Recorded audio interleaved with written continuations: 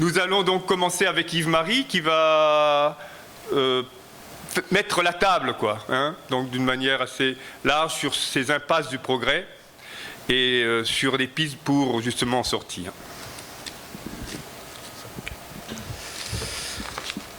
Bonsoir à toutes et à tous. Merci d'être là. Donc moi j'avais essayé de ne pas être là en disant à Jean-Claude au départ, écoute, ce que tu me demandes, c'est un peu au-delà de mes compétences. Celui qui pourrait le faire bien mieux que quiconque ici, c'est Louis Marion. Marie m'a dit, bah c'est toi qui as écrit l'article, donc assume mon vieux, va jusqu'au bout, t'es coincé. Donc voilà, donc je suis contraint d'assumer, mais tout ce que je vais dire doit beaucoup à Louis Marion, et notamment au livre qu'il a publié ce printemps, qui s'intitule Comment exister encore, et qui est sous-titré Capital, Technosciences et Domination. Donc un livre à mon avis tout à fait important et qui permet d'aller beaucoup plus loin que ce que je vais essayer de faire devant vous. Alors comme Louis est là, en plus il sera là pour réparer éventuellement mes bêtises tout à l'heure dans la discussion. Donc comment j'en suis arrivé à m'intéresser à la question de la technique, du progrès technique, à cause du travail que j'avais commencé à faire sur la critique de la croissance. Donc critique de la croissance qui débouche sur la proposition d'une décroissance conviviale soutenable. Cette critique de la croissance, elle tient donc en 3 arguments que je rappelle assez vite, que beaucoup d'entre vous que je connais de vue ont déjà entendu. La première critique, c'est la plus évidente, c'est que cette course à la production de marchandises, elle est destructrice sur le plan écologique. Produire toujours plus de marchandises, c'est forcément puiser toujours plus dans les éléments de notre habitat terrestre, et c'est aussi produire toujours plus de déchets. Au bout du compte, le risque ultime que nous courons, c'est celui d'un effondrement, un effondrement dont on dit qu'il pourrait arriver beaucoup plus vite qu'on ne le pense, c'est-à-dire en fait bien avant la fin de ce siècle. Donc la première critique, c'est celle-là, le côté destructeur de la croissance. Deuxième critique, qui nous distingue peut-être d'une critique qui serait seulement écologiste, c'est que cette croissance, elle s'avère également foncièrement, fondamentalement injuste. Dans une large mesure, on assiste à un phénomène de reproduction, voire à un creusement des inégalités entre les humains, malgré la croissance, pour des raisons sur lesquelles on pourra revenir peut-être dans la discussion. C'est peut-être pas l'essentiel pour l'instant. Mais donc, qui dit croissance ne dit pas forcément comblement des inégalités, bien au contraire. Si on ajoute en plus le fait que, si on ajoute un souci en plus pour les autres animaux sensibles qui peuplent cette planète, évidemment, ce phénomène de croissance est encore plus injuste, encore plus insupportable, évidemment. Alors, donc ça c'est la deuxième critique. La troisième critique, qui est celle qui nous intéresse ce soir, on pourrait la formuler comme ceci, c'est que la croissance, elle est fondamentalement, cette course à la production de marchandises, elle est fondamentalement aliénante. Autrement dit, alors le concept est un peu flou, discuté, abandonné pendant longtemps, il revient à la charge aujourd'hui. Autrement dit, cette croissance, elle nous rend étrangers à nous-mêmes, elle nous empêche de rester maîtres de nous-mêmes. Bon, si on va jusqu'à l'acception marxiste du terme, cette croissance, elle débouche sur le fait que nos productions se retournent contre nous-mêmes dans une large mesure. Alors, et on peut le dire pour 2 raisons. D'abord en remarquant que cette croissance, elle repose sur ce qu'on pourrait appeler un système économique qui nous impose à tous sa logique, sa discipline. Alors là, Éric Martin, qui est à notre droite, a co-dirigé lui aussi un livre important là-dessus, qui s'appelle La tyrannie de la valeur, qui porte très exactement là-dessus, l'idée que qui que nous soyons, quelle que soit notre position dans la société, y compris les bourgeois, on est soumis effectivement à cette tyrannie de la valeur, à cette exigence de contribuer d'une manière ou d'une autre à valoriser le capital, sinon d'être obligé de se contenter des miettes de cette activité et de mourir socialement pour l'essentiel. Donc ça c'est un des aspects aliénants de cette croissance. Le deuxième aspect, qui est celui sur lequel donc je vais insister, c'est que par ailleurs cette croissance elle repose sur des techniques qui elles aussi en fait ont tendance à nous imposer une logique, leur propre norme, à tel point que on peut soutenir que nous nous retrouvons bien souvent en fait à leur service, donc dans un rapport complètement inversé à celui que nous envisageons habituellement quand on parle de technique. Donc l'idée de base que je voudrais développer dans les minutes qui suivent, c'est que ce fameux progrès, qui est surtout un progrès technique, constitue en fait une menace menace toujours plus grave pour notre liberté, c'est-à-dire en fait pour notre humanité. Bon, évidemment, il y a un présupposé qu'on peut interroger. Est-ce que l'humanité et liberté vont ensemble? C'est le présupposé, le postulat de départ de ma critique, de cette critique qui n'est pas mienne, qui est déjà très ancienne. Alors, de quelle liberté on parle? Pas de la liberté libérale, pas la liberté d'acheter et de vendre, pas la liberté de commerce. Et je m'appuie sur une citation de Durkheim, une définition de Durkheim que j'aime bien, le sociologue Durkheim, qui dit que ce que c'est qu'être libre, ce n'est pas faire ce qui plaît. Ce qui serait une assez bonne définition de la liberté libérale.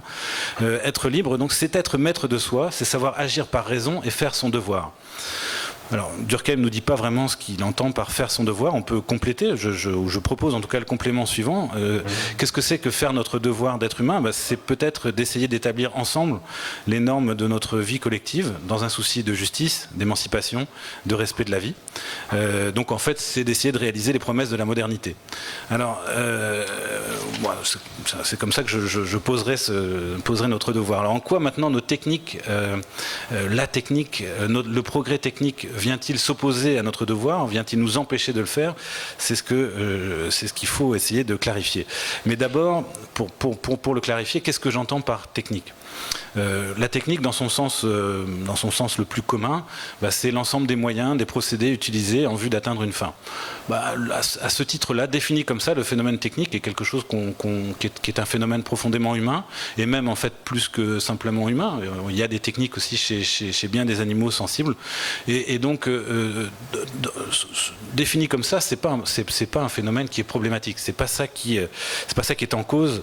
C'est pas ça que on va soupçonner d'être aliénant. Ce qui est en cause, ce sont un ensemble de techniques qui sont développées avec le soutien de la science moderne. Donc en fait, ce qui est en cause, c'est la technoscience, c'est cette alliance entre donc la technique et la science occidentale moderne. Ce qui est en cause, c'est des techniques qui procèdent essentiellement d'un principe. C'est la recherche en toute chose, en toute occasion, de la méthode absolument la plus efficace. C'est ce que donc Jacques Ellul, un des grands penseurs qui est derrière à peu près toutes les idées que j'évoque, donc ce que Jacques Ellul appelait le phénomène technicien. Donc cette espèce d'obsession qui s'emparerait de nous tous en fait à l'échelle de nos civilisations pour en toute chose rechercher la méthode toujours la plus efficace. Donc c'est ça qui est en cause. Et ce qui est en cause finalement, ce sont des techniques dont la forme dominante et archétypale est en fait la machine. La machine, donc une technique qui est dotée d'un moteur, donc en fait d'une certaine autonomie par rapport à nous humains. Alors c'est ce phénomène-là, avec ces trois dimensions que j'ai évoquées, dont je parle quand je vais parler de technique dans les minutes qui suivent. C'est à ça que je me réfère. Alors, en quoi ces techniques menacent-elles notre autonomie ? En quoi peut-on dire qu'elles ne sont pas de simples moyens entre nos mains, au service de nos fins? En quoi peut-on dire que nous nous retrouvons bien souvent en fait à leur service plutôt que l'inverse?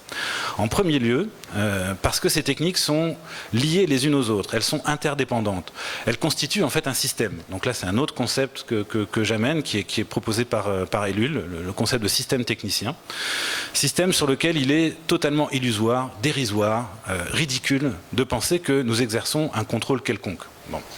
Alors pour donner une idée un peu plus concrète de cette thèse, je vais citer mon ami Louis Marion qui, à propos d'une de nos techniques fétiches, l'automobile, écrit ceci. Donc, acheter une voiture, ce n'est pas acheter un moyen de déplacement technologique neutre, c'est acheter une civilisation.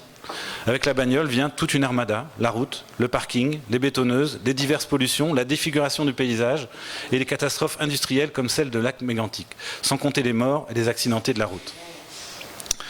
Donc prétendre avoir le contrôle de ça, prétendre que la voiture est un simple moyen, alors que pour qu'il y ait voiture et pour qu'on puisse utiliser la voiture, il faut tout ça, c'est tout à fait ridicule. Bon. Et évidemment, la liste de Louis pourrait être beaucoup plus longue, mais bon, sa phrase aurait été peut-être un peu trop longue à ce moment-là, mais il faudrait notamment rajouter que pour qu'il y ait voiture, il faut, en dernière analyse, garantir l'accès au pétrole. Donc il faut être capable d'avoir une armée qui puisse aller sécuriser les puits de pétrole à l'autre bout du monde. Donc il faut être prêt à aller aussi tuer des milliers d'êtres humains pour garantir cet accès au pétrole. Il faut être prêt à assumer des espèces de monstruosités comme on en voit aujourd'hui au Proche-Orient. Mais il y a un lien étroit entre la circulation de nos bagnoles et puis ces phénomènes-là, qui sont des créations littéralement de nos voitures aujourd'hui. Pour qu'il y ait voiture aussi, il faut beaucoup de temps passé individuellement pour gagner le droit d'utiliser en fait cette machine qui est quand même assez coûteuse. Donc si on calcule tout le temps qu'il nous faut pour l'acheter, pour l'entretenir, pour payer l'essence, pour payer l'assurance, etc. Si on fait tout ça, ce que s'était amusé à faire Ivan Illich, on constate que le temps nécessaire est si considérable que si on le rapporte au nombre de kilomètres qu'on parcourt chaque année, en fait la voiture ne nous permet pas d'aller plus vite que la bicyclette. En plus, c'est une technique qui nous promet la vitesse, mais qui nous promet de gagner du temps. En fait, on pourrait dire que peut-être qu'elle nous en fait perdre énormément, ne serait-ce qu'individuellement. Évidemment, collectivement, c'est clair. Donc, la bagnole, la voiture n'est absolument pas cet instrument de liberté que les publicitaires continuent pourtant à essayer de nous vendre. Pensez à toutes ces publicités où les voitures sont toujours seules. La voiture est toujours présentée seule sur une route complètement dégagée, dans des beaux paysages, alors que la vérité de la voiture, c'est évidemment les bouchons. C'est les bouchons, c'est au contraire, c'est une occupation indécente de l'espace public, etc. Bon.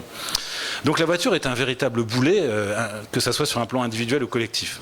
Donc alors maintenant, quand on prend cet exemple-là, qu'on pourrait développer à propos d'autres machines, pourquoi s'emmerder, passez-moi l'expression, avec cet instrument-là, pourquoi ne pas s'en défaire ? Parce que une des forces de ces techniques, c'est qu'elles finissent par se rendre en partie indispensables. Il n'est plus vraiment possible pour beaucoup d'êtres humains aujourd'hui de se passer de la voiture. Donc on a cette fameuse liberté libérale de faire un choix entre des marques de voitures, entre des puissances de voitures, des couleurs de voitures, mais il y a un choix qu'on n'a plus, c'est celui de vivre sans voiture. Donc on peut bien sûr me dire, j'ai moi-même pas de voiture, mais je dépends d'énormément de gens qui ont une voiture. Si ces gens-là n'ont plus de voiture, je n'existe plus comme professeur. La plupart de mes étudiants viennent en voiture à HEC, etc. Donc on est très très dépendants tous de cette machine. Fondamentalement, l'aménagement du territoire la rend aujourd'hui complètement indispensable. La banlieue est une création de la voiture, mais aujourd'hui la banlieue existe et donc elle nécessite effectivement l'usage de la voiture. Donc, comme disait Illich, finalement, on a là une machine qui exerce une espèce de monopole radical sur notre société. C'est-à-dire qu'on n'a plus le choix de passer par elle. Alors bon, la voiture est une machine qu'on critique depuis longtemps, mais on pourrait faire exactement la même démonstration avec ce qu'on appelle aujourd'hui le téléphone intelligent, qui devient de fait une technique de plus en plus incontournable pour nous tous, surtout pour ceux qui sont dans le monde professionnel. Donc, pour exister dans ce monde-là, pour trouver une place, il est difficile aujourd'hui de ne pas avoir cette machine. Donc une des façons dont elle s'impose dans nos vies, c'est qu'elle nous déqualifie peu à peu, c'est-à-dire qu'elles nous font perdre un certain nombre de compétences, de qualités de base essentielles.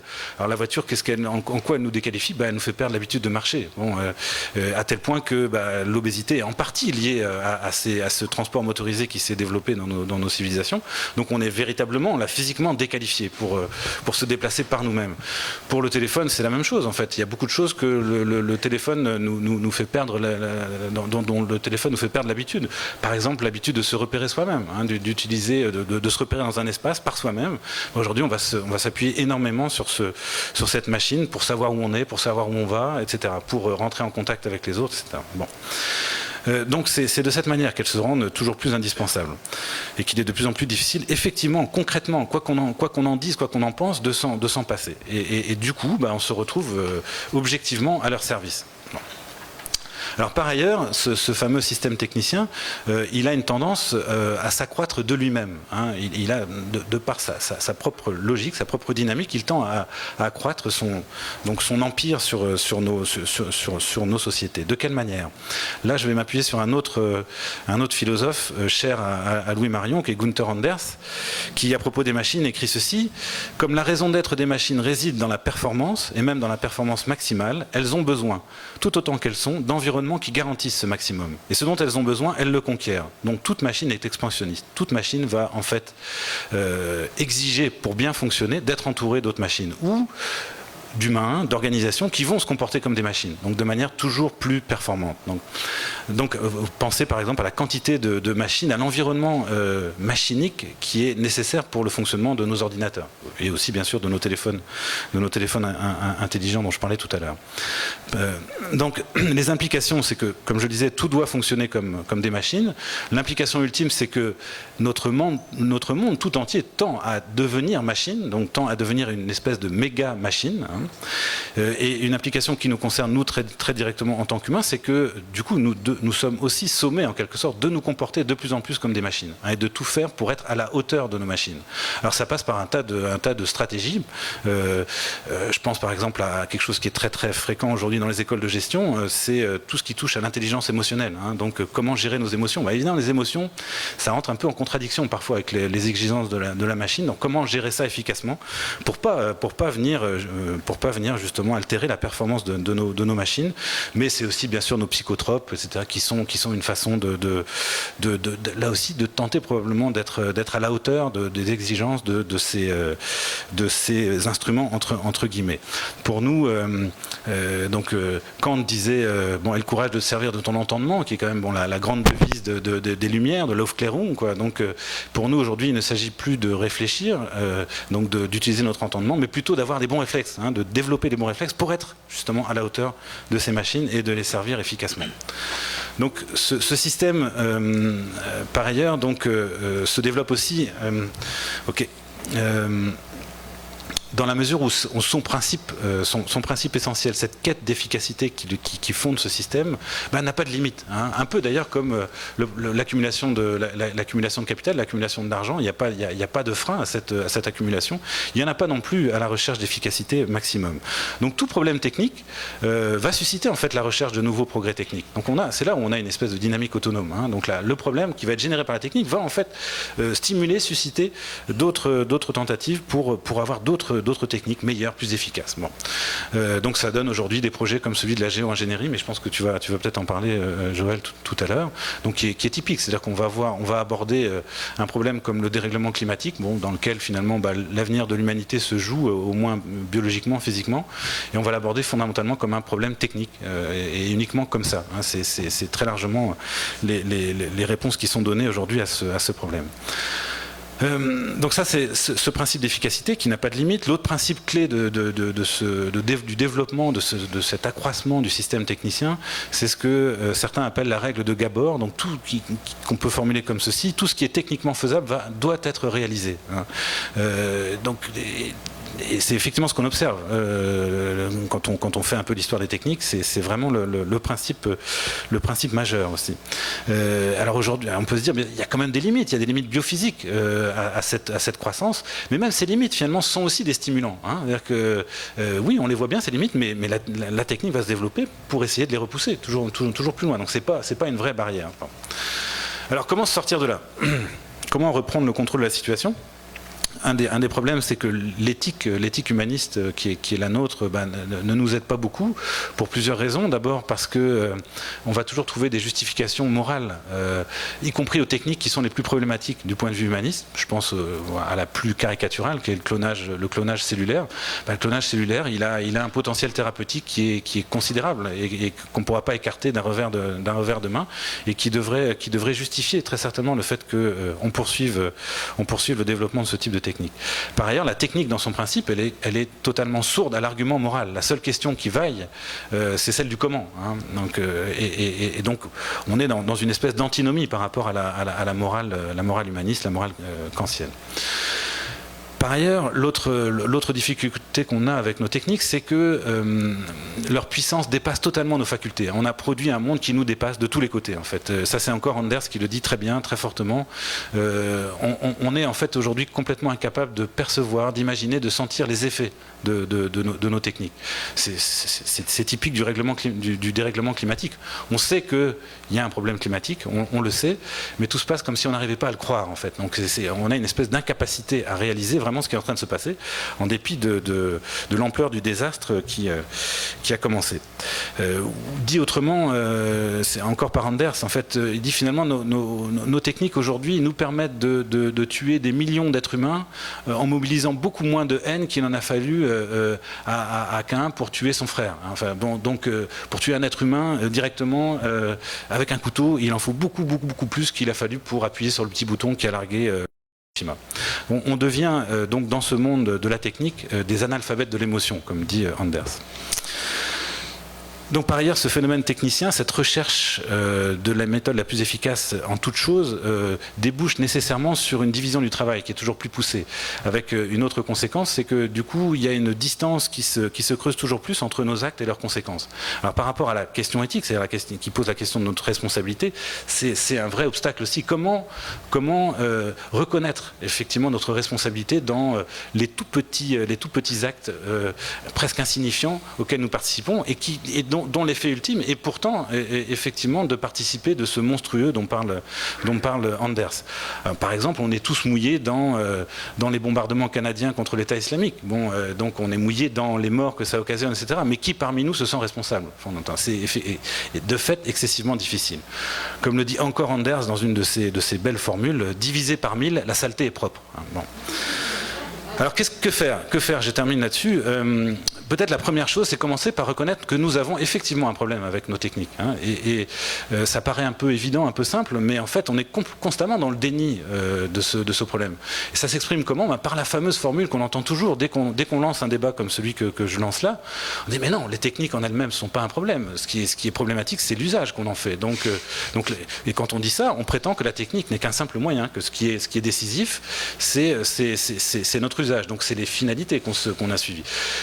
Tout ce que disent les auteurs que j'ai évoqués tout à l'heure, non, c'est de dire non, il y a bien effectivement une logique technique de la technique de ces techniques qui s'impose à nous, et donc qui nous impose notamment des usages. Alors continuer à penser que tout dépend de l'usage, que la technique n'est qu'un moyen entre nos mains, que nous restons maîtres de la situation, c'est évidemment la meilleure façon de contribuer à l'expansion du système technicien et donc à l'extension du problème que j'ai posé. Donc que faire par ailleurs? Donc commencer donc à renoncer à nos machines et à la volonté de puissance qui nous les fait désirer, parce que c'est quand même ça qui est derrière tout ça. De fait, ça vient flatter, ça vient entretenir, ça vient cette volonté de puissance. Donc ça passe par ce qu'on appelle dans la décroissance un travail de décolonisation de notre imaginaire. Donc c'est ce que j'ai un peu fait avec ma petite présentation, donc en montrant que nos créations qu'on continue à nous présenter comme autant de moyens de s'émanciper, de se libérer, sont en fait en train de se retourner effectivement contre nous. Bon, et là, Ivan Illich est vraiment un des auteurs très intéressants, puisque avec l'idée de contre-productivité de la technique, il vient chercher les défenseurs de la technique sur leur terrain, en leur montrant que ces techniques-là, en fait, produisent l'inverse de ce qu'elles sont censées produire. Autre manière de décoloniser notre imaginaire, donc en faisant de l'histoire des techniques et en soulignant qu'avec quelqu'un comme Alain Gras par exemple, qu'il n'y a pas de développement technique linéaire. Donc le développement de la technique telle qu'on la connaît n'est pas le fruit d'une espèce de nécessité historique, d'un développement qui aurait commencé avec Homo sapiens.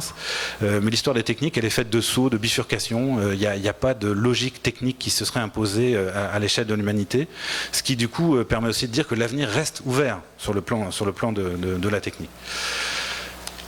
Alors ça, c'est pour ce qui touche à la question de Bon, il y a aussi tout ce qui touche à notre rapport au monde, notre façon de voir le monde qui est décisive derrière tout ça, et qu'on doit au moderne, notamment il y a la fameuse phrase de Descartes, mais donc il s'agit aussi de se défaire de ce rapport au monde et de souligner qu'il est possible d'entretenir de tout autre rapport au monde que celui qui fonde notre science et notre technoscience. Enfin, donc pour terminer, il est bien sûr possible de manière très pratique de valoriser, de chercher, d'innover pour trouver d'autres techniques qui vont soutenir notre autonomie au lieu au contraire de nous en priver en fait. Et là vous avez quand même un certain nombre d'auteurs depuis longtemps.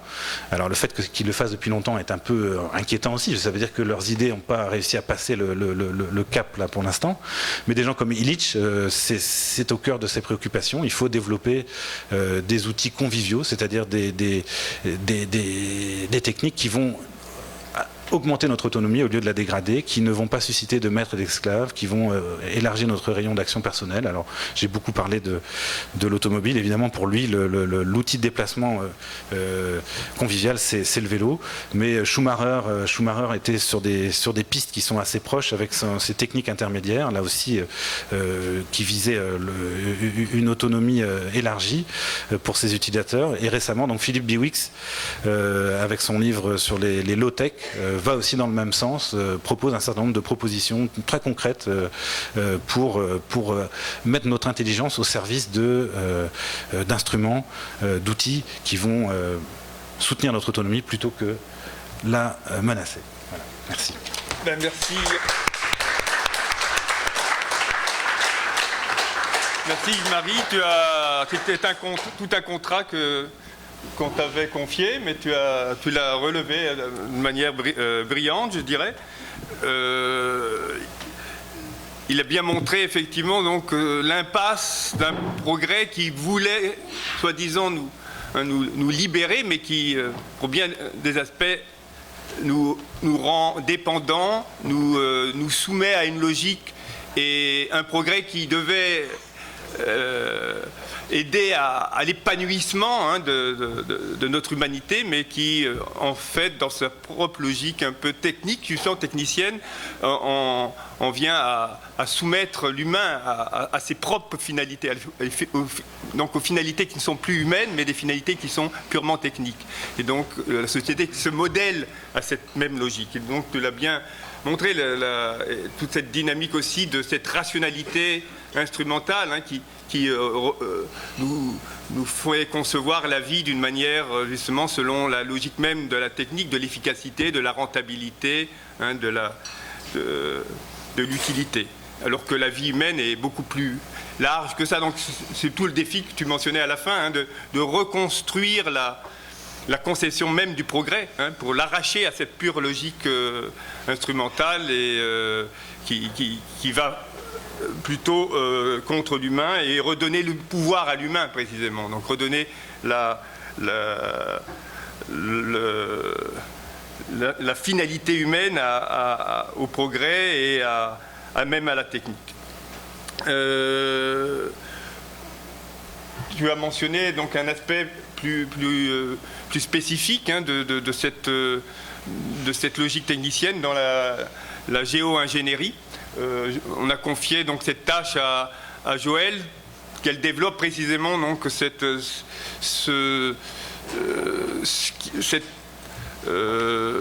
manière, ce développement qui se fait actuellement au nom justement des problèmes techniques qui causent des catastrophes ou qui sont la cause justement de l'impasse écologique. Comment actuellement on développe une manière technique de résoudre le problème, mais qui peut aussi causer d'autres problèmes et peut-être plus graves encore. Donc c'est un peu cette tâche qu'on a confiée à Joël. Tu as 20 minutes pour le faire. Merci. Est-ce que le micro fonctionne? Merci beaucoup. Vous allez voir, je vais évoquer des points qui sont un peu similaires à Yves-Marie, mais je vais aller dans un exemple un peu plus concret, justement sur la géo-ingénierie. Mais tout d'abord, je vais quand même commencer avec un aspect un peu plus général. Donc, l'humanité fait face à plusieurs crises en simultané. Chaque décennie, chaque siècle, bien sûr, amène son lot de crises différentes. Aujourd'hui, on parle de crise des migrants, de crise environnementale, de crise climatique, la crise alimentaire, la crise financière, la crise sanitaire. Pour répondre à l'urgence de ces crises, les gouvernements, les entreprises, les sociétés mettent bien souvent tous leurs espoirs dans des solutions technologiques. Ils se refusent à entreprendre un changement sociétal durable, car trop douloureux et souvent difficilement envisageable. Pourtant, la réponse technologique cherche généralement à freiner les seuls effets d'un problème plutôt qu'à enrayer ses causes. Le rythme actuel d'accélération, d'apparition des nouvelles technologies est sans précédent. Il est tel qu'on ne peut en saisir l'étendue et l'ampleur des répercussions sur nos modes de vie, nos emplois, notre santé, notre environnement, notre vie privée, notre liberté d'agir et de penser. Et en même temps que le rythme s'accélère, notre capacité institutionnelle et en tant que société de réguler ces technologies qu'elles soient anciennes ou nouvelles, de faire appel au principe de précaution et de protéger le public des possibles répercussions négatives des technologies s'amoindrit à vue d'œil. Quelques exemples de domaines où les découvertes technologiques sont les plus fulgurantes et souvent très problématiques. Ce n'est pas une liste qui est exhaustive, mais il y a l'informatique, bien sûr, la nanotechnologie, les biotechnologies, la génomique, les neurosciences, la robotique, l'intelligence artificielle. Certaines des innovations technologiques qui émaneront de ces secteurs peuvent être synonymes de progrès, dans le sens qu'elles ont pour effet d'améliorer le bien-être des communautés, de révolutionner la médecine, par exemple, de résoudre des problèmes récurrents, de repousser les limites de la connaissance. Certaines de ces innovations, cependant, malgré les bonnes intentions de leurs créateurs, ont et auront des implications graves et insoupçonnées dans la vie des gens, des économies et de l'environnement. Et certaines de ces technologies sont et seront carrément destructrices, risquées et bien souvent développées et déployées dans le plus grand secret. De seulement penser à la bombe nucléaire. C'est le premier exemple qui me vient à l'esprit. Donc lorsque l'on réfléchit sur ces avancées technologiques, et je vais bien avancer en parenthèse, une grande question reste. Qui décide et contrôle le développement et le déploiement de ces technologies et qui en récolte vraiment les profits? En tant que citoyens, en tant qu'humains habitants et partageant la même planète, quelle voix avons-nous au chapitre lorsqu'il est question de développer et de mettre en œuvre des nouvelles technologies au potentiel de risque élevé? Et comment pouvons-nous s'assurer que dans ce processus, l'intérêt commun est préconisé, que des considérations éthiques sont prises en compte, qu'une technologie est appropriée dans une société et que celle-ci correspond à ce que nous souhaitons réellement comme solution pour sortir l'humanité d'une de ces crises?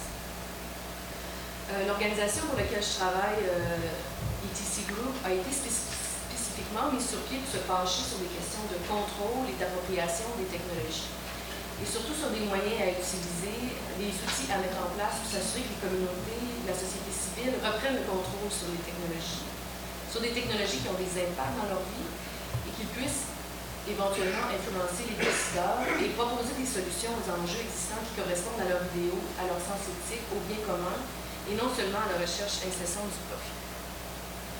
Donc ce soir, en prévision de la conférence du climat à Paris en décembre, et aussi parce que la crise climatique, c'est certainement l'un des enjeux les plus sérieux à laquelle l'humanité a eu à faire face, je vais me concentrer sur la géoingénierie. Donc un exemple flagrant de ce recours incessant à la solution technologique miraculeuse pour nous sortir de l'impasse. Un exemple frappant également d'une société civile qui est peu informée, peu consciente des dangers, en fait qui est tenue carrément à l'écart des discussions, de la recherche, des discussions sur la gouvernance et de la prise de décision entourant cet ensemble de technologies à haut risque. Donc j'aurais également pu vous parler de biologie synthétique, qui est un autre exemple donc d'un secteur technologique en bourgeonnement qui est capable, en fait la biologie synthétique est capable de créer des systèmes génétiques artificiels et de programmer des formes de vie à diverses fins industrielles, que nous, on qualifie de manipulation génétique extrême. Donc on parle ici d'un marché de plusieurs milliards de dollars, sans réelle régulation ou supervision, dont les implications, bien sûr, comprennent des considérations éthiques, de santé, ça menace la sauvegarde de la biodiversité, la survie, des modes de subsistance des fermiers, des producteurs à travers le monde, des populations vulnérables.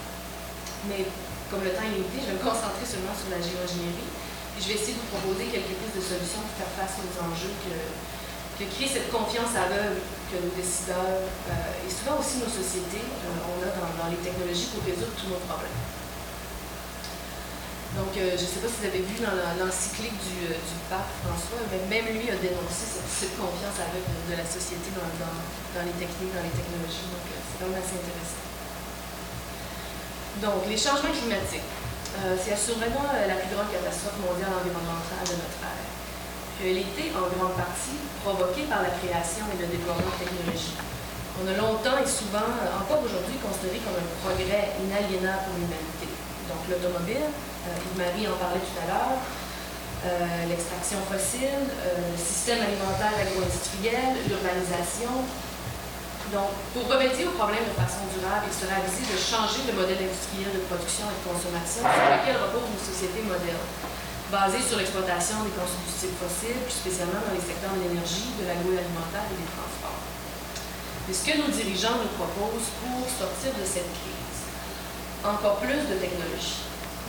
Bref, on nous propose d'utiliser la même mentalité pour régler un problème que celle qui l'a créé en première instance.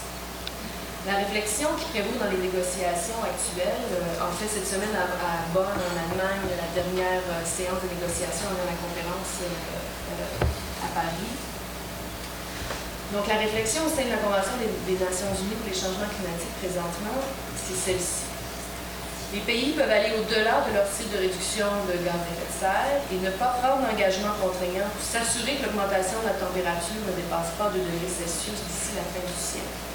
Car de nouvelles technologies seront inventées dans les années à venir qui nous permettront d'éliminer le trop-plein de CO2 dans l'atmosphère.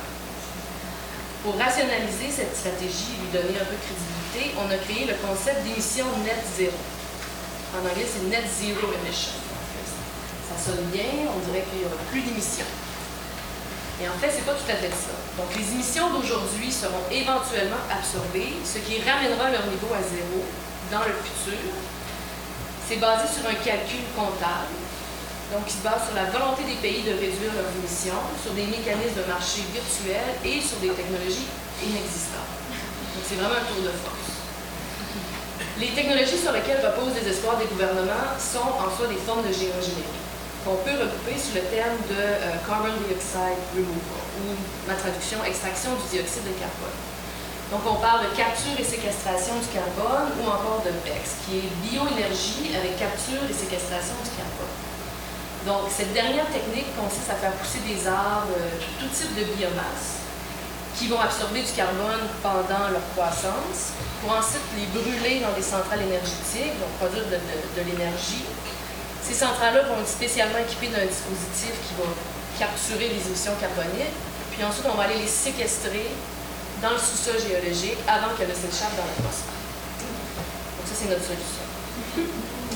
Le problème, c'est que ces technologies-là sont présentement encore au stade de la théorie. La probabilité qu'elles fonctionneront peut-être dans un futur rapproché de façon efficace, parce que c'est loin d'être le cas. Durant les 14 dernières années, plus de 33 milliards de dollars ont été dépensés par des gouvernements et des compagnies privées afin de mettre en œuvre ce type de technologie. En 2009, l'Agence internationale de l'énergie avertit les plus grands émetteurs du monde qu'il faudra construire pas moins de 3400 sites de capture et séquestration du carbone d'ici 2050 si on veut atteindre notre objectif. Présentement, il y a un projet en marche. Malgré qu'il y en a d'autres qui sont en expérimentation, en cours de construction. Mais depuis 5 ans, il y a 33 sites ou usines expérimentales qui ont été abandonnées. Donc, pour citer le Financial Times en septembre dernier, encore une fois, j'ai allé de ma traduction personnelle, peu de technologies ont absorbé autant d'argent, provenant d'autant de gouvernements et de compagnies et donnant aussi peu de résultats. Donc, et même si on parvenait à les rendre réellement efficaces, elles seraient extrêmement coûteuses et comporteraient de grands risques. Donc, où entreposer ces millions de tonnes de CO2 et comment s'assurer que le gaz ne s'échappera pas dans les écosystèmes et l'atmosphère? Seulement la superficie de terre qui serait nécessaire, puis la quantité de biomasse qu'il faudrait faire croître pour compenser pour les émissions de la planète, ça serait considérable. C'est quasi impossible à imaginer. Puis ça entraînerait la destruction encore plus grande des forêts, une conversion massive des terres à la monoculture, des cultures qui sont directement en compétition avec celles qui permettent de nourrir la planète. Donc ça va amplifier encore plus l'enjeu déjà majeur qui est l'accaparement des terres à travers le monde. Et pourtant, les dirigeants du monde qui se rencontreront bientôt en France font le pari que cette technologie inexistante fonctionnera d'une façon ou d'une autre d'ici une génération et que d'ici là, les gouvernements respecteront leur contribution volontaire, énoncée à Paris. Cela nous amènera en 2100 à un niveau d'émission net zéro qui permettra de conserver la haute température à un maximum de 2 degrés Celsius. Donc, basé sur cette présupposition, on continue donc d'extraire les hydrocarbures, de les brûler à un rythme effréné de plus en plus grandissant. Et lorsque ce pari sera perdu, parce qu'il sera fort probablement perdu, la seule option sera de déployer d'autres formes de géoingénierie hautement risquées pour contrôler de façon urgente la hausse de la température terrestre. Aux Nations Unies et dans d'autres organismes scientifiques, on a déjà condamné ces techniques. Mais les décisions à Paris cette année pourraient ne pas laisser d'autre choix aux politiciens en 2030 ou 2050. En effet, si cela est l'accord dont nous hériterons et la mentalité que nous imposerons, il nous faudra dans quelques années une solution technologique encore plus extrême, par exemple des stratégies de gestion du rayonnement solaire, qui consiste à pulvériser de minuscules particules de sulfate dans la stratosphère pour bloquer ou refléter la lumière du Soleil et ainsi faire baisser artificiellement et temporairement la température de la Terre. Donc ça ressemble à la science-fiction, mais ce n'est pas malheureusement. Donc, dans le dernier rapport du GIEC, la définition de la géogénérie. La géogénérie se réfère à un ensemble large de méthodes et technologies dont le but est de modifier délibérément le système climatique afin de réduire les impacts du changement climatique.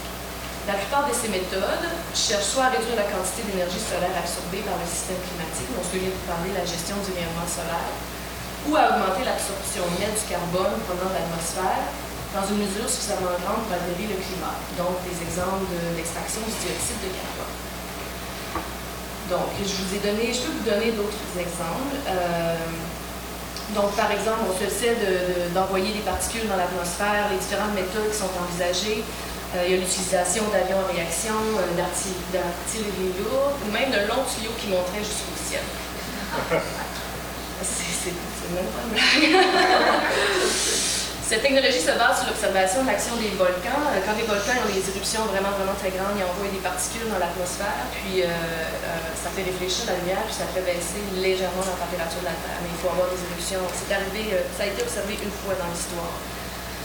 Il y a aussi des propositions de blanchir les nuages pour qu'ils reflètent plus de lumière. De fertiliser les océans, donc de déverser du fer ou de l'urée dans les océans pour stimuler la croissance du phytoplancton. Et le phytoplancton, lui, va absorber du carbone, éventuellement mourir, tomber sur le sol de la mer. Et de cette façon, séquestrer le carbone. Bon. Plusieurs dangers entourent les expériences de géogénérie. Donc, les plus évidents, la géogénérie est impossible à tester, à expérimenter. Pour déterminer si de telles technologies pourraient avoir un impact notable sur le climat, il est absolument nécessaire de les déployer à grande échelle.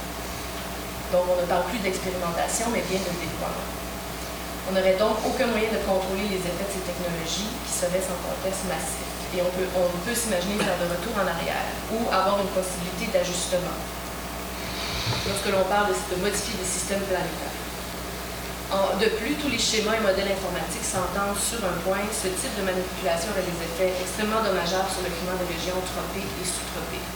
Donc, les plus à risque de souffrir des effets disproportionnés de l'application de ces technologies sont les populations qui souffrent déjà, qui sont victimes d'événements climatiques extrêmes ou tout simplement des populations dans le sud qui sont marginalisées, plus vulnérables. Donc, la géogénérie n'est clairement pas une solution au changement climatique car elle ne s'attaque pas à la source du problème mais bien à ses effets. En plus d'être imprévisible et réversible, une fois enclenché, le déploiement de ces technologies ne pourrait être arrêté, au risque de provoquer une hausse soudaine et prononcée de la température, sans que la nature et les êtres humains ne puissent bénéficier de décennies pour s'y adapter. En plus de contribuer à légitimer un schéma de pensée interventionniste où la technologie sera toujours fournir la solution aux problèmes que l'homme aura créés, la recherche et les expérimentations géogénérie ont pour effet de détourner des ressources considérables, qu'elles soient humaines, institutionnelles ou financières, des vraies solutions au changement climatique, qui n'ont rien à voir avec la manipulation à grande échelle du système de la planète. Donc, et bien sûr, il y a des considérations de qui va décider du climat de la Terre, qui va prendre la décision de déployer ce genre de mesures. Est-ce que certains pays pourraient l'utiliser à des fins militaires? Qui va être responsable s'il y a de la sécheresse en Afrique ou des inondations en Asie? Donc, je pense que vous comprenez les implications de ce type de technologie. Et pourtant, c'est là-dessus qu'on s'en va à Paris parce que, bon, comme je vous disais, les gouvernements, les négociateurs reposent tous leurs espoirs dans des solutions technologiques qui sont inexistantes. Donc, éventuellement, on n'aura pas le choix, si on suit la même logique, de déployer la géogénérie en attendant qu'on trouve des vraies solutions. Donc, parlant de solutions, donc paradoxalement, il existe de réelles et possibles solutions qui bénéficieraient à la majorité des humains. Donc, une des plus puissantes serait l'implantation et la valorisation des systèmes agroalimentaires décentralisés, basés sur l'agroécologie, le marché local, à la fois en milieu rural et urbain. Donc, les paysans, les petits producteurs de la planète ont les connaissances requises pour nourrir la planète de façon durable et de s'adapter au changement climatique. Si on arrête de leur mettre des bâtons dans les roues, il faudrait bien sûr laisser les hydrocarbures dans le sol, se détourner entièrement d'un mode de production et de consommation basé sur les énergies fossiles et rendre accessibles les énergies plus vertes. Il faut favoriser la baisse de la consommation et freiner la déforestation, injecter des sommes importantes dans le transport public. Certaines des solutions durables, équitables au changement climatique sont également des solutions technologiques. Et toute proposition ne vient pas sans son inconvénient.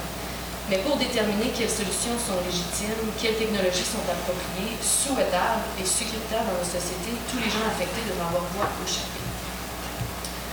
Donc, s'il me reste un peu de temps, je voudrais juste vous parler un peu de ce que nous, on suggère de conclure, de ce que nous, on suggère rapidement à ATC comme piste de solution aux dérives technologiques.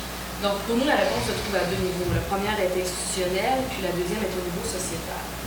Donc, c'est vraiment d'essayer d'instaurer, à la fois au niveau institutionnel et sociétal, des mécanismes d'évaluation des technologies. Dans les institutions, il y a des choses qui se font, bien sûr, mais au niveau sociétal, on devrait vraiment miser sur notre capacité à identifier les technologies appropriées à nos sociétés, à nos économies, puis nous baser sur les possibles implications des implications socio-économiques, environnementales, mais également culturelles de ces technologies. Donc, à ITC, par exemple, nous on suggère la création puis la mise en marche de ce qu'on appelle des plateformes d'observation des technologies. Donc, j'aurais beaucoup d'informations à vous donner là-dessus, peut-être pendant les questions, où il y a beaucoup d'informations aussi sur notre site web. Mais on ne peut continuer à surfer sur la vague technologique en s'imaginant qu'on trouvera toujours une solution aux problèmes récurrents créés par notre soif de progrès, de consommation, de vitesse, de facilité. Donc, il est parfois difficile de se faire entendre en tant que citoyen, mais dans la perspective de voir se déployer des technologies aussi risquées que la géogénétique dans le futur, il serait crucial de trouver des moyens d'imposer notre voix et d'influencer les politiques publiques et la gouvernance mondiale. Merci.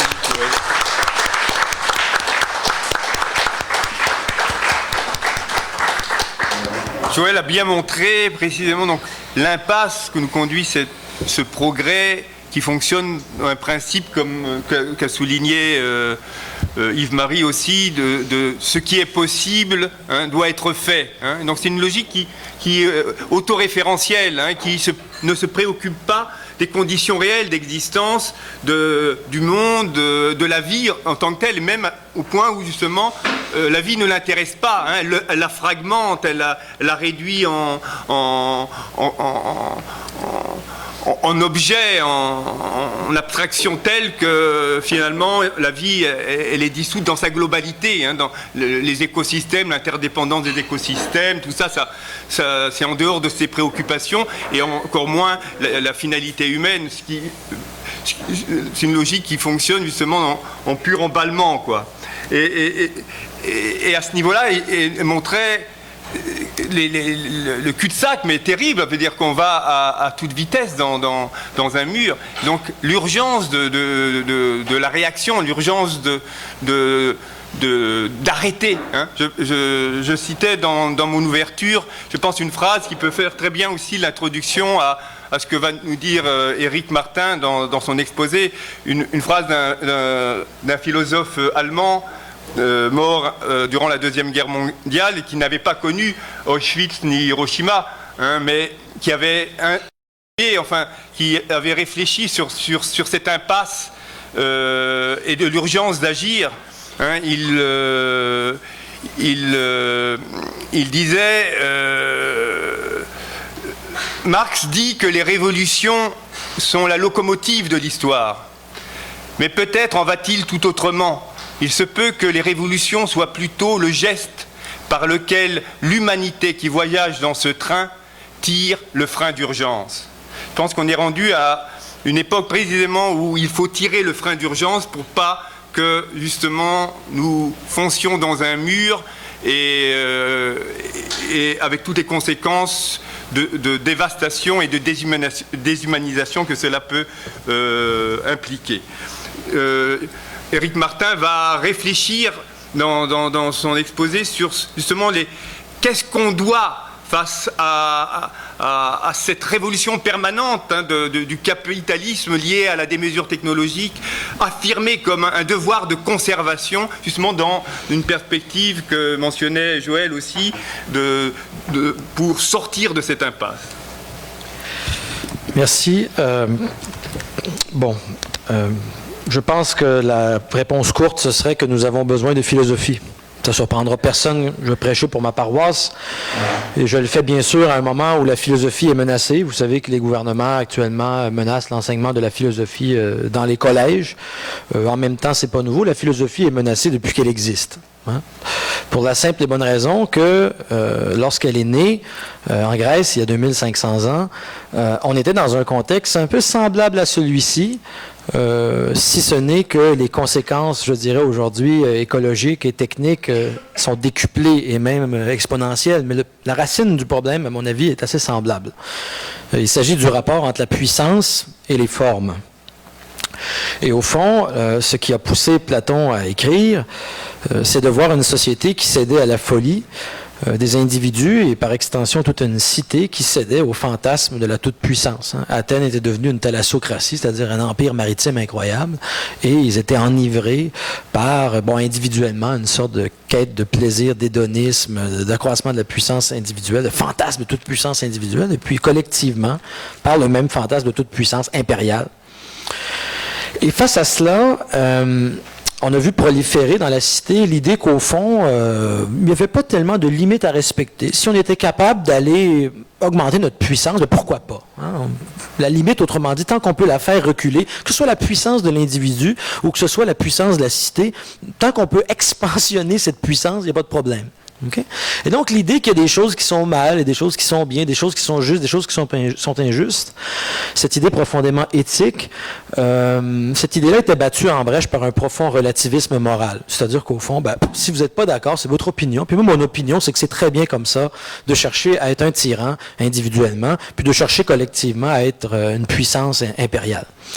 Et c'est dans ce contexte que Platon a senti le besoin de réaffirmer que la puissance qui se prétend infinie risque de devenir autodestructrice pour celui qui la pratique autant que pour la cité, dans la mesure où celui qui la pratique sans réfléchir, parce qu'il la pratique dans une ignorance de la morale, de l'éthique, risque de se nuire à lui-même en provoquant des injustices et risque de nuire à la cité et même de la détruire en agissant dans le mépris des lois, en agissant en ne reconnaissant pas certaines conditions sans lesquelles la cité n'est pas possible, en ne respectant pas au fond un sens du devoir et une dette, une dimension d'obligation que nous avons envers le monde commun qui nous précède et que faute de reconnaître l'importance de ces conditions, nous allions saboter ces conditions et ultimement nous détruire nous-mêmes et détruire la cité. Autrement dit, ce que Platon était en train de dire, c'est que au très fond de l'âme de l'humain, et par extension dans les sociétés, il loge, bien avant Freud, hein, mais dans un sens semblable, il loge des forces qui sont dangereuses à l'intérieur de nous. Et ces forces mènent au chaos si elles ne sont pas maîtrisées et si nous les laissons faire, si nous les laissons aller. Il fallait donc trouver une manière, je dirais, de gouverner ces forces par l'intelligence, individuellement puis collectivement. Au plan individuel, c'est une réflexion éthique. Qu'est-ce que c'est vivre bien? Et au plan général, c'est une réflexion politique. Hein. Quel est le bien que nous visons en commun? Bon, voilà. Derrière cette idée, il y en avait une autre, peut-être plus provocatrice, c'est qu'au fond, il n'est pas vrai, pour Platon, que toutes les façons de vivre sont bonnes. Il y a des façons de vivre qui relèvent de l'hubris, qui relèvent de l'excès et qui sont dangereuses et qui sont autodestructrices. Donc il y avait cette idée que quelque chose comme une vérité existe, qu'il s'agisse au fond de la nature, de la physis ou des sociétés, nous trouvons ce qu'il appelait des formes. Les êtres qui peuplent le monde ont des formes. Les sociétés, les cultures existent dans des formes, des institutions par exemple, des pratiques culturelles, des lois. Et le travail de la réflexion, c'est d'abord de s'arracher à la prétention de savoir. Je le sais comment bien vivre, je n'ai pas besoin d'y penser, je fonctionne sur le pilote automatique. Platon pensait au contraire qu'il était crucial de s'arrêter et de réfléchir à quelles étaient ces formes de la nature et de la société. Et par la suite, une fois qu'on avait réfléchi à ces formes et déterminé ce qui était le bien, le vrai, le beau, le juste, ce savoir allait nous permettre par la suite non seulement de vivre, ça c'est facile, même les animaux vivent, mais de vivre bien, c'est-à-dire d'une manière réfléchie. Okay?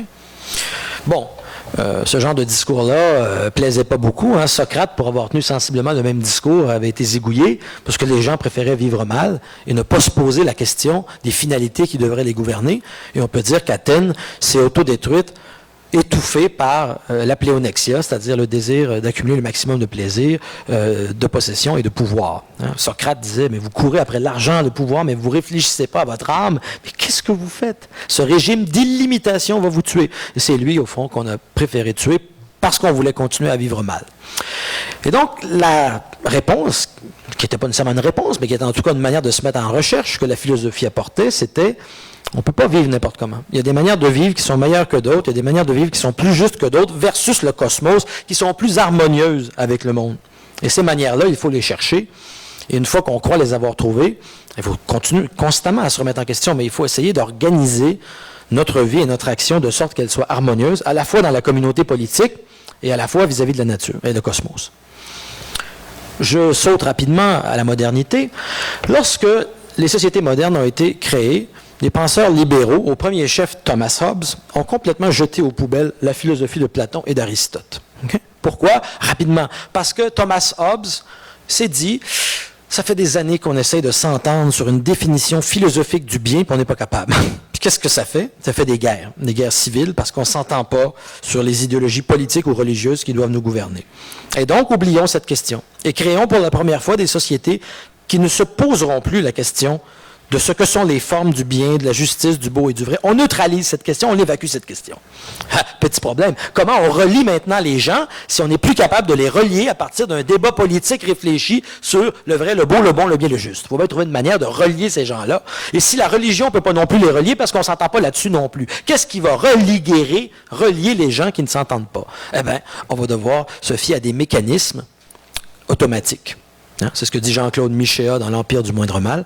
On va confier au droit individuel, donc à la justice, aux tribunaux, et par la suite au marché, le soin de remplacer le politique.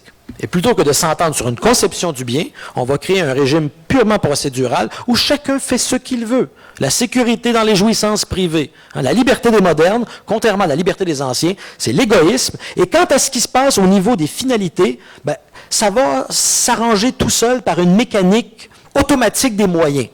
La main invisible va s'en occuper. Donc, il n'y a pas besoin de penser à ça. Okay?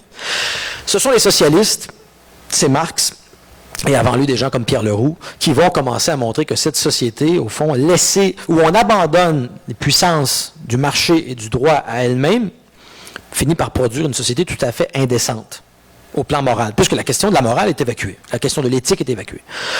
Ajoutons à ça que la technique se branche sur le mouvement automatique du marché et de l'économie, ce qu'on peut appeler aussi le capitalisme. Mais ça nous donne quoi? Ça nous donne un capitalisme qui fonctionne comme une puissance d'expansion infinie de la production, sans égard à aucune limite, et une technique qui est branchée là-dessus, et tous les deux se déploient dans la totale absence de réflexion des finalités éthiques et politiques qui devraient les gouverner. Serge Latouche dit « Nous vivons à l'âge des limites ».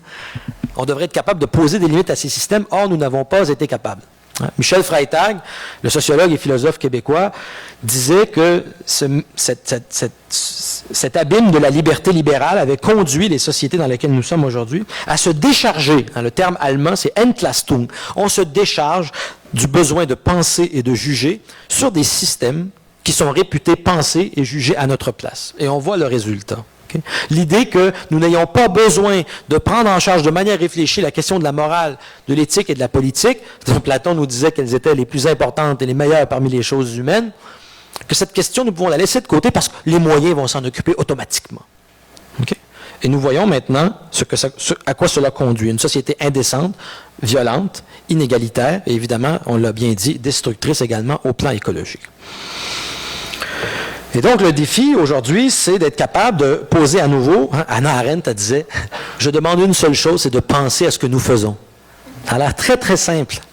Mais ça exige de renoncer au fantasme de la toute-puissance et surtout à l'irresponsabilité qui nous est offerte par le fait que nous puissions nous décharger sur les moyens. Le problème, c'est que les moyens ne sont pas capables de produire des fins. Tout ce qu'ils produisent, c'est plus de moyens. Et à ce moment-là, plutôt que d'avoir une technique qui est au service de la vie, comme le dirait Michel Henry, nous avons une technique qui va détruire les conditions de la culture et de la vie et qui va mettre au fond, comme on l'a bien dit, dans la géogénérie ou la biologie synthétique, on va mettre la vie elle-même au service de l'accroissement de la technique. Okay? Nous en voyons déjà les signes dans la biologie synthétique, mais aussi dans la virtualisation de nos existences dans l'informatique. Donc, ce mécanisme-là est en train, au fond, pour sauver l'empire des moyens, de détruire tout simplement la vie dans sa concrétude. Alors, face à cela, je réponds donc davantage maintenant à la question qui m'a été posée. Je voulais quand même faire un petit exposé rapide, à mon avis, de la raison pour laquelle nous en sommes rendus là, c'est-à-dire le désarrimage entre une puissance, d'abord une liberté individuelle infinie, formelle et sans contenu, et par extension, la technique et l'économie comme des mécanismes et des systèmes automatiques, eux aussi, des procès sans sujet ni fin. Donc, c'est la libération de ces puissances dont Freytag disait, nous les chevauchons maintenant sans réfléchir où elles vont. Voici à peu près la raison du problème. Bon. Comment maintenant essayer de résister à cela rapidement? Il y a une série de choses qu'il nous faudra conserver et préserver. C'est un mot qui est très impopulaire dans la mesure où la gauche, la doxa de gauche, je dirais, est davantage habituée à penser en termes de progrès. Hein? Il y a le passé qui nous opprime, il y a des oppressions, et donc on devrait se libérer de l'oppression, libérer les subjectivités qui pourraient ensuite spontanément s'exprimer une fois que la chape de plomb de l'oppression aura été enlevée. Notre conception de l'aliénation est à peu près celle-là. Alors que, et on doit là-dessus beaucoup à Frank Fischbach dans un très beau livre qui s'appelle Sans objet et un autre livre qui s'appelle La privation de monde, Fischbach dit, c'est pas ça l'aliénation. L'aliénation chez Marx, c'est quand l'individu a une représentation de lui-même comme étant un sujet qui n'a plus de rapport, qui est privé de monde et qui n'a plus accès ni à lui-même, ni à son humanité, ni à son rapport aux autres, ni à la nature, et plus profondément, ni à son ancrage dans une communauté, dans une interdépendance sociale. L'individu aliéné, c'est celui qui est privé d'un rapport authentique au monde, à la fois en rapport avec la nature, qui est son corps non organique, et à la fois avec la société, qui est au fond sa nature culturelle. L'être humain, il a une double nature, la nature biologique, puis une nature symbolique et culturelle. Donc, l'aliénation, c'est l'incapacité, du point de vue de Fischbach qui relie Marx, c'est l'incapacité pour un sujet de se rapporter aux conditions objectives sans lesquelles sa liberté s'autodétruit. À la fois les conditions naturelles et sociales. Donc, nous devons changer de mentalité et dire que la gauche doit, d'une certaine manière, sans renoncer au combat pour davantage de justice dans tous les domaines, je le spécifie, ce n'est pas un conservatisme en matière de justice sociale, okay? Il s'agit d'un conservatisme ontologique, c'est-à-dire une réflexion sur comment nous pouvons préserver les conditions du maintien dans l'existence, des conditions de possibilité de l'existence de la nature, de la vie, de la société et de la liberté. Donc, je passe une petite liste rapidement, puisqu'il me reste 5 minutes. D'abord, les conditions de la vie face à la crise écologique, c'est le plus évident, et la biodiversité, on l'a dit. Réfléchir à nouveau aux formes, notamment face à la bioéconomie, la biotechnologie, la privatisation du vivant. Les conditions de l'humanité également, puisque l'être humain, c'est fragile. Il y a des gens dans le monde qui s'appellent des post-humanistes ou des transhumanistes qui rêvent de voir l'être humain fusionner avec la machine. Et ces gens-là, c'est entre autres des gens qui sont chez Google, c'est des gens qui ont des moyens. Donc, l'être humain, préserver l'intégrité de ce que veut dire l'humanitude, la condition humaine. Qu'est-ce que c'est un être humain? Il faut réfléchir à cela. Ensuite, la possibilité d'un rapport authentique au monde face à la virtualisation informatique de nos vies, face à l'invasion de la technique dans toutes les relations sociales, au cœur de l'enseignement notamment. Préservation du rapport à la culture, à l'histoire, au passé, à la langue, contre ce que Jean Larose appelle le Google Goulag. Hein? Pas besoin de savoir rien, tout est sur Google. Extrêmement dangereux. La culture de masse commerciale, la musique de masse, tous ces machins, ce que Marcuse appelait la socialisation massive, hein, qui empêche l'individu de réfléchir parce qu'il est constamment dans le mouvement du festif. Préserver l'éducation humaniste et la tradition intellectuelle contre l'éducation marchande, très concrètement dans les cégeps. Protéger la formation générale telle qu'elle a été créée lors du rapport Parent. Elle n'est pas parfaite. Préserver la tradition philosophique. Préserver la pensée critique. Préserver un certain sens de l'autorité et de la responsabilité, alors que la liberté libérale triomphe partout, jusque dans la représentation qu'on se fait des enfants. Hein. Maintenant, on dit, j'entends des directeurs d'école qui nous disent, il faut écouter les étudiants, ils en savent tellement plus que nous sur la technologie et la mondialisation, donc c'est aux professeurs de les écouter. Okay? Donc, une conception de la liberté comme quelque chose de spontané, qui pousserait tout seul et qui n'aurait pas besoin d'être institué par un rapport au passé à l'autorité. Donc, c'est un terme impopulaire, mais Hannah Arendt n'avait pas hésité à s'en servir dans la crise de la culture, donc un rapport à l'autorité. Ensuite, les conditions du débat politique. Ça non plus, c'est pas évident. Hein. Le fait qu'il existe de bons médias, bon, on n'en a pas vraiment au Québec, là, mais le fait qu'il existe de bons médias, le fait qu'il existe les conditions d'un débat politique, le fait qu'il existe l'exercice en commun d'une discussion politique, la capacité d'exercer la souveraineté à travers des États, Dans un certain sens, à court terme, la souveraineté des États face à la globalisation du capital, mais évidemment, il faut réexaminer cette question parce que l'État tel que nous l'avons maintenant, c'est un État capitaliste qui devrait être modifié au profit d'un autre type d'institution politique beaucoup plus libérateur, mais à court terme, protéger la capacité des peuples à réguler leur économie contre le libre-échange, contre ce genre de choses, revaloriser une souveraineté populaire, sociale, et à partir de là, reconstruire des contre-institutions à partir desquelles repenser un exercice véritablement populaire de la souveraineté, que j'entends ici au sens d'un républicanisme socialiste, un peu comme celui de Jean Jaurès. Ensuite, revaloriser le moment d'appartenance à un monde commun, la société, une communauté historique. Okay? La capacité de faire société contre ce qu'on appelle la dissociété chez Jacques Généreux. Donc, nous vivons dans des dissociétés où tout le monde est atomisé et séparé. Au contraire, revaloriser l'idée de faire société. Chez Cornelius Castoriadis, il y a cette idée d'un projet d'autonomie, mais qui est enraciné à l'intérieur d'une totalité qui partage un imaginaire social, un certain sens de l'institution. Encore là, des termes qui sont malheureusement très impopulaires dans la pensée de gauche et qui valent généralement des accusations d'être réactionnaires lorsqu'on en parle. L'importance de sauver la dialectique et la pensée négative, non seulement pour être capable de critiquer ce qui ne va pas dans le monde et le nier, mais d'être capable d'opérer un dépassement vers le devoir-être, vers ce qui doit être et vers ce qui vaut la peine. L'importance de préserver une dimension sensible et spirituelle au monde, puisque une des causes des problèmes que nous avons, c'est une forme de rationalité instrumentale, de pensée calculante, désincarnée, qui voit, ce qu'elle peut mesurer et réduire à des équations abstraites, mais qui ne voit pas ce qu'elle ne voit pas. Hein? Heidegger disait « ce qui se dévoile est en même temps ce qui voile ». Il y a plein de choses invisibles, la poésie, la religion, la beauté, qu'on ne voit pas dans ces calculs. Donc, une ouverture au mystère de ce qui nous dépasse et ce qui nous échappe. Ensuite, je conclue avec ça, l'importance de développer pour l'individu un nouvel art de vivre qui l'écarte justement de tous ces processus qui le mobilisent sans cesse et qui l'empêchent de souffler assez longtemps pour avoir un rapport authentique au monde. C'est pas un hasard si aujourd'hui on parle partout de méditation, de temps d'arrêt, tout ça, parce qu'on sent bien qu'on est constamment mobilisé. Et finalement, une réflexion sur la nature de la liberté. J'ai parlé de Michel Freytag, de son livre « L'abîme de la liberté ». À mon avis, c'est un bon point de départ, comme tous les ouvrages d'ailleurs de Michel Freytag, penseur québécois extrêmement important, mais dont les médias ne parlent jamais, bien sûr.